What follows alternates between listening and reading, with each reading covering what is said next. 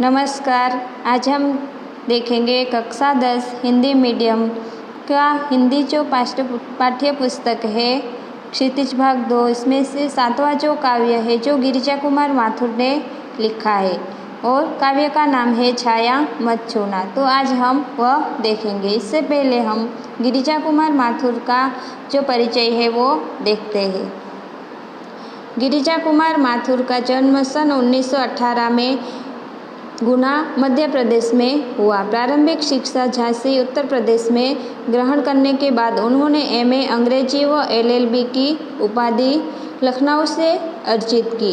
शुरू में कुछ समय तक वकालत की, बाद में आकाशवाणी और दूरदर्शन में कार्यरत हुए। उनका निधन सन 1994 में हुआ।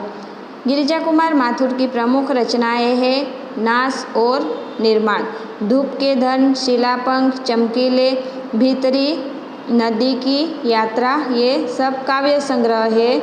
जन्म के ये इनका नाटक है। नई कविता, सीमाएं और संभावनाएं, ये सब उन्होंने लिखे। ये सब उनकी प्रमुख रचनाएं मानी जाती है।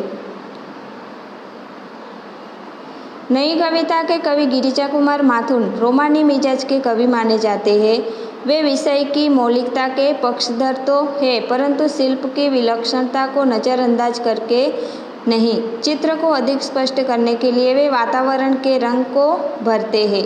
वे मुक्त छंद में ध्वनि साम्य के प्रयोग के कारण तुक के बिना भी कविता में संगीतात्मकता संभव कर सके हैं। भाषा के दो रंग उनकी कविताओं में मौजूद है। वे जहाँ रोमानी कविताओं में छोटी छोटी ध्वनि वाले बोलचाल के शब्दों का प्रयोग करते हैं, वही क्लासिक मिजाज की कविताओं में लंबी और गंभीर ध्वनि वाले शब्दों को तरजीह देते हैं। तो यहाँ पर हमने उनका परिचय देखा और अब उन्होंने इस काव्य में हमें क्या बताया है, तो उसका जो वो पाठ प्रवेश है वो पहले देखते हैं कि उन्होंने हमें क्या बताया है। ये छाया मत छूना कविता के माध्यम से कवि यह कहना चाहते हैं कि जीवन में सुख और दुख दोनों की उपस्थिति है। विगत के सुख को याद कर वर्तमान के दुख को और गहरा करना तर्कसंगत नहीं है। कवि के शब्दों में इससे दुख दूना होता है। विगत की सुखद काल्पनिकता से चिपके रहकर वर्तमान से पलायन की अपेक्षा कठिन यथार्थ से रूबरू होना ही जीवन की प्राथमिकता होनी चाहिए। यानी कि कवि हमें कविता के माध्यम से यह कहना चाहते हैं कि जीवन में सुख और दुख दोनों तो हमारे साथ उपस्थित रहेंगे ही, पर हमें उस सुख को, उस वर्तमान के सुख को याद कर वर्तमान दुख को और गहरा करना ये हमारा तर्कसंगत नहीं है। कि कवि कहना चाहते हैं कि हमारे जीवन में सुख दुख दोनों ही है। यहाँ कवि कहते हैं कि हमें वर्तमान में बीते हुए पल को याद करके उन दुखों को पकड़ के रखना नहीं है, हमें उन दुख को भुलाना है। वर्तमान में जो हमें खुशी मिल रही है उसमें हमें खुश रहना चाहिए, ना ही कि जो हमारा अतीत बीत चुका है उन्हें याद करके अपने वर्तमान को भी बिगाड़ना चाहिए। कविता अतीत की स्मृतियों को भूल के वर्तमान का सामना करके भविष्य का वर्णन करने का संदेश देती है। कि कविता, यहाँ पर कविता में हमें क्या बताया गया है कि जो हमारा जो भूतकाल है, तो उन भूतकाल के स्मृतियों को हमें क्या करना है, उनका सामना करना है, और हमारे भविष्य को क्या करना है, उन सब भूतकाल को भुलाकर हमारे भविष्य को हमें सुधारना है। वह यह बताती है कि जीवन के सत्य को छोड़कर उसकी छायाओं से भ्रमित रहना जीवन की कठोर वास्तविकता से दूर रहना है। कि कवि क्या कहते हैं कि हमारे जीवन का जो सत्य है उन्हें छोड़कर उसकी छायाओं से भ्रमित रहना जीवन की कठोर वास्तविकता से दूर रहना है। कविता में रोमानी भावबोध की अभिव्यक्ति देखी जा सकती है। तो यहाँ पर हम आगे ये बातें जो कवि ने बताई है तो वो काव्य में देखेंगे।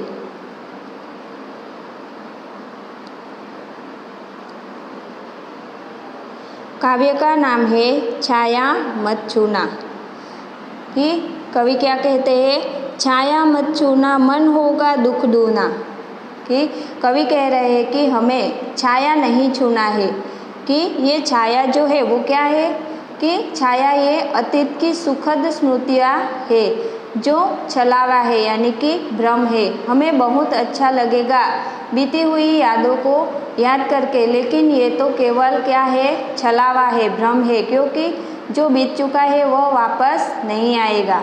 उसमें खोए रहने से कोई लाभ नहीं, बल्कि जो आज है उसके भी क्या होगा कि वह भी क्षण हम क्या कर रहे हैं, गंवा रहे हैं। और आपकी जो निराशा है वो क्या होगी, बढ़ेगी। और आपको जो भी कुछ दुख मिला है, जो भी पलायन करके भाग रहे हो, वो दुख दूना हो जाएगा, यानी कि क्या हो जाएगा, दुगना हो जाएगा और भी बढ़ जाएगा। तो अतीत की यादों में खोना नहीं चाहिए। जीवन में है सुरंग सुधिया सुहावनी। कि सुधि यानी क्या होता है, स्मृति, और सुरंग यानी क्या, रंग बिरंगी, कि तरह तरह के रंग। सुहावनी तो कह रहे हैं कि जो बीत चुका है जीवन का वो हिस्सा, जब हम उस हिस्से में जाते हैं, बातें करते हैं, तो सभी रंग बिरंगी जो यादें हैं, तरह तरह की जो यादें हमारे जीवन की है, वो कैसी लगती है, हमें बहुत ही सुहानी लगती है। छवियों की चित्रगंध फैली मन भावन। कि यहाँ पर मन भावनी यानी जो छवियाँ है, जब हम कुछ भी याद करना शुरू करते हैं तो एक एक करके जो चलचित्र की तरह सब यादें जो हमारे सामने आना शुरू कर देती है। तो ये जो एक एक करके याद आती है, हमारी सब रंग बिरंगी यादें, तो वह चलचित्र की तरह ही सब कुछ याद आने लगता है। हम वर्तमान से भाग रहे हैं और कुछ याद करने लगते हैं, तो क्या होता है कि सभी यादें एक एक करके याद आने लगती है। और उन स्मृति चित्रों को याद करके उन्होंने यानी कवि ने अपनी पत्नी के साथ जो पल बिताए थे वो भी याद करते हैं। वे कहते हैं कि तुम्हें सारी बातें याद आएंगी जो पल अपनी प्रेयसी के साथ बिताए थे। ही आगे कहते हैं कि तन सुगंध शेष रही बीत गई यामिनी। की यहाँ पर कवि ने जो पल अपनी प्रेयसी के साथ बिताए थे, यामिनी बीत गई, यानी कि रात, यामिनी यानी तारों भरी रात। तो वो क्या कहते हैं कि तन सुगंध शेष रही बीत गई यामिनी, कि तारों भरी चांदनी रात। वे कह रहे हैं कि तारों भरी रात जब वह अपनी प्रेयसी से मिले थे तो वह बीत चुकी है, परंतु उसके तन की सुगंध आज भी मन में बसी हुई है और वह याद करने लगते हैं।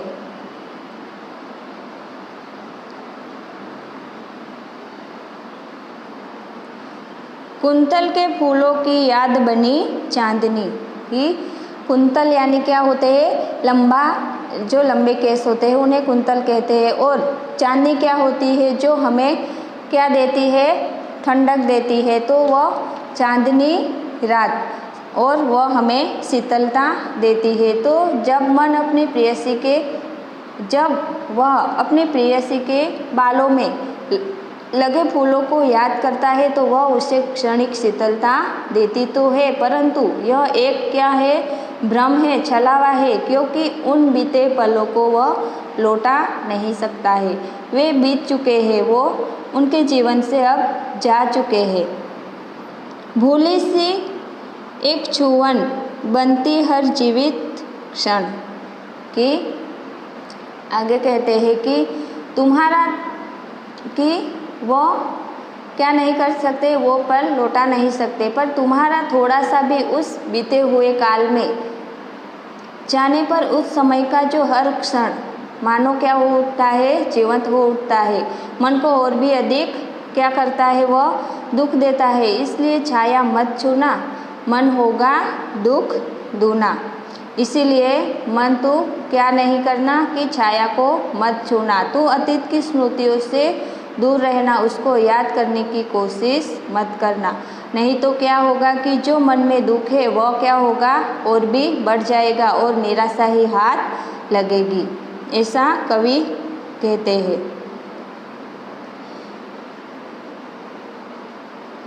यश है ना वैभव, मान है ना सरमाया, कि सरमाया यानी क्या, धन पैसा, जितना भरमाया यानी कि जितना ही दौड़ा तो उतना ही क्या हुआ है, भरमाया है।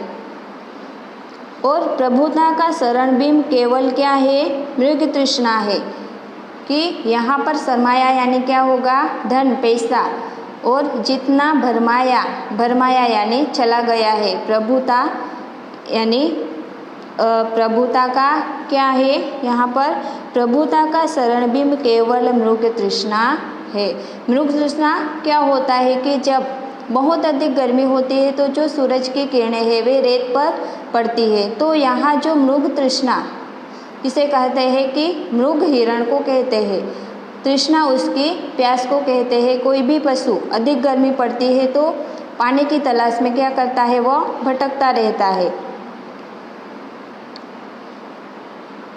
भटकता रहता है।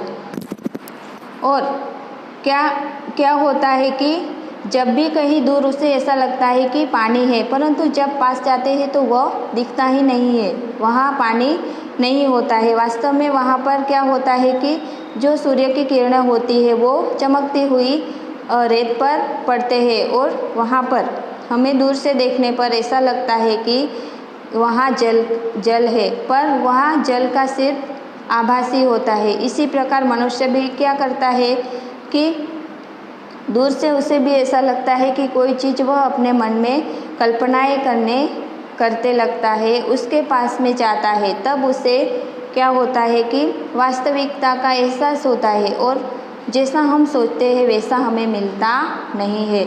तो यही है मृग तृष्णा, कि कुछ ऐसा पाने के लिए हम भागते रहे जो वास्तव में है ही नहीं, केवल भ्रम है, छलावा है। हर चंद्रिका में छिपी एक रात कृष्णा है, कि चंद्रिका यानी क्या, कि पूर्णमासी की रात जब होती है सब जगह पर क्या होता है, चांदनी ही होती है। वे कह रहे हैं कि ये कृष्णा यानी क्या है, कि अमावस है। वो कहते हैं कि हर पूर्णिमा के बाद अमावस तो आती ही है। जो है यथार्थ कठिन उसका तू कर पूजन, छाया मत छूना मन होगा दुख दूना, कि दुख दूना यानी कि दुख क्या होगा और भी बढ़कर आएगा। कि वो कहते हैं कि जो आज तुम्हें कठिनाइयाँ मिल रही है वो तुम्हारे लिए एक सच है, एक कठिन अवश्य है, परंतु यही वास्तविकता है।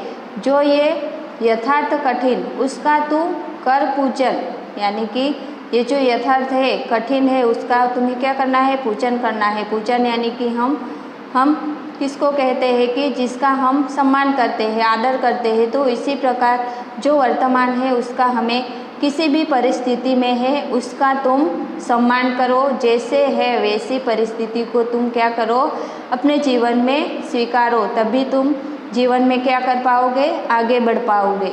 अन्यथा बीती हुई बातों में खोकर तुम पीछे रह जाओगे। जो नहीं मिला उसे पाने के लिए तुम भागते रहोगे तो तुम चले जाओगे और क्या करोगे, ठगे जाओगे। और इसीलिए अतीत में जाने का प्रयास मत करना। दुविधा हत साहस है, दिखता है पंथ नहीं, कि देह सुखी हो पर मन के दुख का अंत नहीं। कि मनुष्य का दुविधा में ग्रस्त हो, मनुष्य जो है दुविधा से ग्रस्त होता है, परेशान होता है, तो उसका साहस भी क्या होता है, टूट जाता है। कि वह दुविधा से ग्रस्त हो जाता है तो वो टूट ही जाता है, पर उसकी जब उसे कोई पंथ नहीं दिखता है तो उसकी समझदारी, उसका विवेक भी काम नहीं आता है कि वह रास्ता भटक जाता है तो उसकी समझदारी और उसका जो विवेक होता है वो भी काम नहीं आता है। उसे रास्ता ही नहीं सूझता है कि वे क्या कर रहे हैं। अगर देह सुखी हो पर मन के दुख का अंत नहीं हो तो यह जरूरी नहीं कि अगर हम बहुत सुख सुविधाओं से घिरे हुए हैं तो हम सुखी ही है। जब तक व्यक्ति मन से सुखी नहीं तब तक उसका दुख कभी क्या नहीं होगा, कम नहीं हो सकता है। इसलिए उसकी देह अवश्य सुखी होगी परंतु वह निराश है, पुरानी बातों को याद करके निराश हो रहा है तो इसलिए उनके मन के दुख का कोई अंत नहीं हो रहा क्योंकि उसका मन दुखी है। चाहे उसके सामने पैसे हो, धन हो, पर उसका मन अगर नहीं खुश है, नहीं सुखी है तो वह धन पाकर भी खुश नहीं रह पाएगा। यानी कि वह अपने मन को खुश रखेगा तभी उन्हें खुशी मिलेगी। दुख है न चांद खिला शरद रात आने पर, कि उसको दुख है जब उसे जो चीज़ चाहिए थी वह नहीं मिली। कि यहाँ पर क्या कहना चाहते हैं कि यह शरद पूर्णिमा की रात जब आती है तो चांद पूरा क्या होता है, चांद पूरा खिला हुआ होता है जब चांदनी रात आती है तब। और उस दिन चांद नहीं खिला, ये बात कहने का मतलब यह है कि दुख है मन को कि जब जो चाहिए था वो मिला नहीं। लेकिन कवि कहते हैं कि कवि को यहाँ पर जिस समय जो चाहिए था वो नहीं मिला पर आगे क्या कहते हैं कि क्या हुआ जो खिला फूल रस बसंत जाने पर, कि और जो ये वसंत है, वसंत आई और चली गई, चली जाने के बाद अगर फूल खिला है, जब वसंत ऋतु आई थी तो फूल नहीं खिला था पर वो चली गई है उसके बाद खिला है। तो इस पंक्ति में कवि कहते हैं कि क्या हुआ अगर बसंत चले जाने पर फूल खिला है। अगर तुम्हें उस समय वह नहीं मिला तो कोई बात नहीं, लेकिन अब मिला है तो तसल्ली कर लो। यानी कि जो चीज़ तुम्हें समय पर चाहिए थी उस समय नहीं मिली, भले ही देर से मिली है पर तुम्हें उस समय वह नहीं मिला है तो कोई बात नहीं, लेकिन जब मिला है तो उन्हें पाकर तुम अपने आप को तसल्ली दे दो, अपने मन को शांत कर लो, ऐसा कहते हैं। और क्या कहते हैं कि वह बात स्वीकार करके तुम्हें देर से ही सही पर मिला तो है तो वो तुम स्वीकार कर लो और आगे की तैयारी करो। जो नहीं मिला उसे भूलकर तुम जो तुम्हें मिला है उससे क्या करो, संतुष्ट हो और आज में जियो, उन पलों को जियो और आगे के लिए अपनी योजना बनाओ।